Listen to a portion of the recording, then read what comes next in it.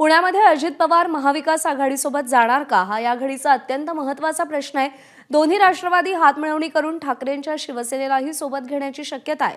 भाजपला दूर ठेवण्यासाठी सगळ्या पक्षांच्या आघाडीचा प्रस्ताव आल्याचं शशिकांत शिंदे म्हणालेत। शशिकांत शिंदेंचा प्रस्ताव अजित पवार स्वीकारणार का याकडे लक्ष असेल।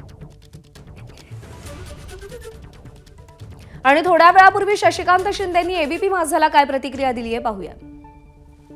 प्रशांत जगतापांचं म्हणणं असं असे होतं की महाविकास आघाडी म्हणून आपण एकत्र लढू आणि अशा संदर्भातून समोर जाऊ, परंतु बाकीच्या सुद्धा पक्षाच्या घटकांशी आम्ही चर्चा करतोय। सगळ्यांचं म्हणणं आहे की पुणे आणि पिंपरी चिंचवड या ठिकाणी जर भाजपच्या संदर्भामध्ये आपला निर्णय घ्यायचा असेल तर कुठेतरी आपल्याला या बाबतीमध्ये एकत्र आलं पाहिजे।